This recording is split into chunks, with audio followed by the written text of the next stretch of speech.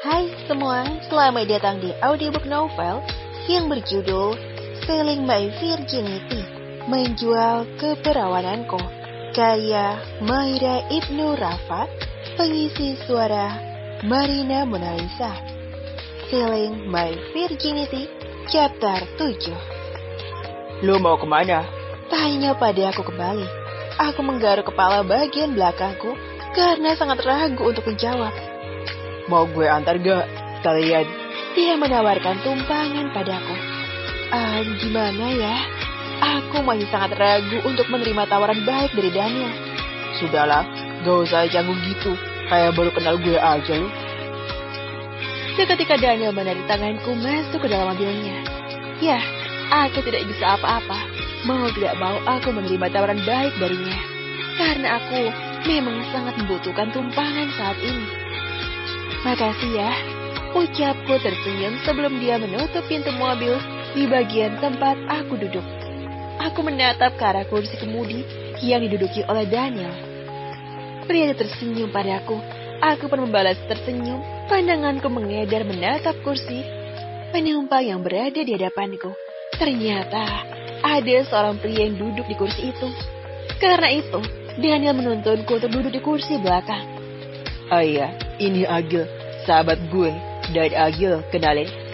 Ini Baby, yang pernah gue ceritain ke lo. Ucap Daniel memperkenalkan pria itu. Terserah lo, Nil. Buruan, gue gak mau telat. Saat pria yang bernama Agil itu, dia tidak menoleh padaku atau melirik sedikit pun. Dia bersandar sambil menutupi wajahnya dengan topi hitam. Karena itu, aku tidak bisa melihat dengan jelas wajahnya. Memang, tidak penting sih sebenarnya untukku, jadi aku memutuskan juga untuk acuh terhadap pria itu. Akan tetapi, tiba-tiba saja aku merasa seperti ada sesuatu yang menghunus ke jantungku ketika mendengar suara berat dari pria itu. Sangat familiar, entah kenapa aku langsung teringat pada malam itu. Suaranya sangat persis seperti suara pria tampan yang telah membeli keperawananku. Dadaku kembali bergemuruh. Nafasku sangat sesak. Aku ingin menangis tapi tidak bisa. Segera aku mengusap air mata yang hampir keluar melalui sudut mataku. Mobil mulai berjalan. Aku sangat penasaran. Siapa pria yang duduk di sebelah Daniel? Mengapa dia memiliki suara berat dan serak seperti pria tampan waktu itu? Tapi itu tidak mungkin dirinya. Karena aku yakin pria itu adalah kalangan orang teratas. Meskipun sebenarnya semua mahasiswa dan mahasiswi di kampusku adalah termasuk orang-orang kaya. Tapi aku sangat yakin pria yang bersama aku malam itu bukan lettingan dengan kalangan anak-anak di kampusku. Keluarganya pasti sangat kaya. Oh iya, Bi. Jadi lo mau diantar kemana? Ucap Daniel. Aku tersentak dan tersadar seketika. Sebenarnya gue mau cairkan sebuah cek, tapi bingung ini tuh banknya di mana. Aku memberikan cek itu pada Daniel untuk dibacanya. Tapi kulihat Daniel lagi fokus mengemudi. Gil, coba lo lihat kan. Daniel meminta sahabatnya itu untuk melihat cek yang aku sodorkan. Pria itu meraihnya dari tanganku. Tangan kami bersentuhan. Entah kenapa, aku semakin gugup. Tangannya dingin dan berwarna merah di telapaknya. Aku melihat dia sedang menatap cek itu. Dia diam, tak bergeming, membuatku heran. Aku pun miringkan sedikit tubuhku untuk bisa meraih wajah pria itu. Aku penasaran dengan rupanya. Ini bank internasional itu, ucap pria itu. Wow, yang benar. Daniel berdejak seperti tak percaya. Ada apa? Tanyaku heran melihat ekspresi dari Daniel. Gak apa-apa, Bi. Hanya saja bank itu termasuk bank internasional bisa dibilang. Hanya kalangan orang teratas saja yang menggunakannya. Jelas Daniel. Aku mengerutkan dahi karena baru kali ini aku mendengar tentang bank tersebut. Setahuku bank tempat ayah mendepositkan uangnya sudah termasuk bank kalangan atas. Tapi ternyata masih ada bank yang lebih di atasnya lagi. Benarkah? Jawabku tersenyum kikuk. Daniel menganggukkan kepalanya. Dia pun menoleh pada temannya itu. Bukannya keluarga lo juga termasuk member di bank itu, Gil? Pria itu bernama Agil hanya berdeham sembari mengembalikan cek tadi padaku. Jadi gimana? Lo bisa antar gue ke sana kan? Tanyaku pada Daniel. Tentu saja, baby, Jawab Daniel. Makasih ya. Aku bersyukur karena sudah bertemu Daniel tadi. Jika tidak, aku tidak akan tahu kemana arah akan kutuju. Tapi aku masih sangat penasaran pada pria bernama Agil itu. Dia sangat misterius. Aku tidak bisa melihat wajahnya dengan benar. Selling My Virginity Chapter 8. Ini dia mbak, totalnya 45 juta rupiah. Ucap seorang teller bank tersebut sembari memberikan amplop coklat padaku yang berisikan lipatan uang lebaran 100.000 rupiah. Aku pun menyambutnya dan mengucapkan terima kasih. Uang itu lalu aku masukkan ke dalam tas jinjing yang aku bawa. Helaan nafas lega keluar dari mulutku.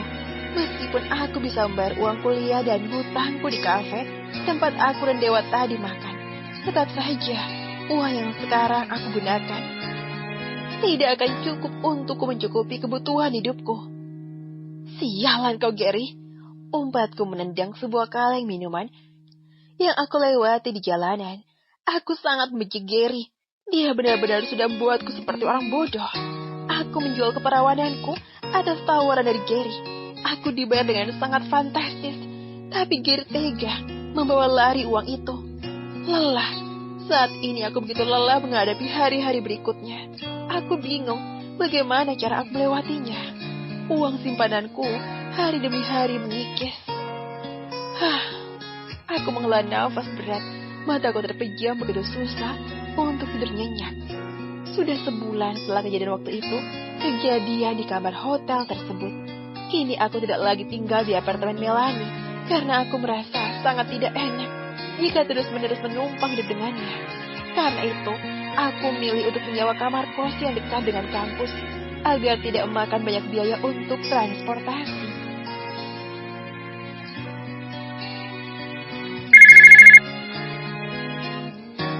Ponselku bergetar. Aku bergerak malas meraihnya di bawah bantal. Mataku terbuka saat mengintip nama seseorang yang menelponku. Bunda. Lagi-lagi aku mengelakkan nafas. Seperti biasa, Bunda menelponku, menanyakan kabar dan hal-hal lain. Mau bagaimana lagi? Tentu saja aku harus berbohong dan terus berbohong. Jika kehidupanku baik-baik saja. Andai saja Bunda tahu jika aku seperti ini, pasti dia akan sangat kecewa dan pastinya menyalahkan dirinya sendiri akibat kehancuran anak gadis tertuanya, yaitu aku. Karena itu, aku lebih memilih berbohong demi kebaikan.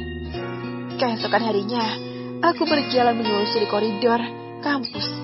Suara langkah kakiku yang anggun memakai sebuah sepatu hak tinggi terdengar sangat merdu. Semua pandangan para lelaki tertuju padaku.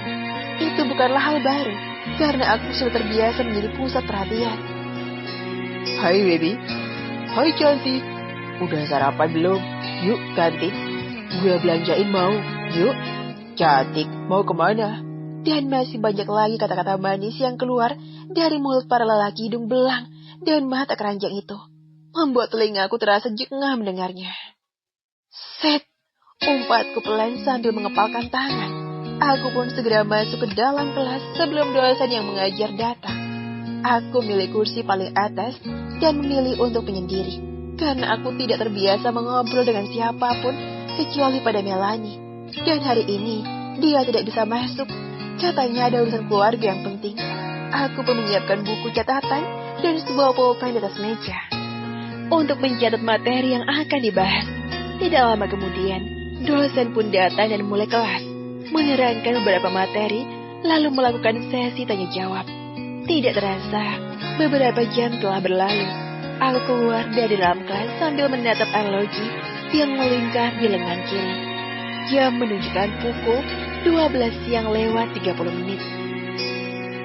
Baby, seru seseorang manggil namaku. Aku menoleh ke arah sumber suara. Seorang wanita berkacamata berdiri di belakangku sambil membawa tumpukan buku di tangannya. Ada apa? Tanyaku pada wanita itu. Lo dipanggil sama Dekan Werlin di ruangannya. Jawab wanita itu seraya langsung berlari pergi tanpa mendengar ucapanku selanjutnya. Aku menggigit pelipis dan berkali-kali menghela nafas. Apa yang akan aku katakan? Pasti Dekan Werlin hendak menagih uang semester padaku.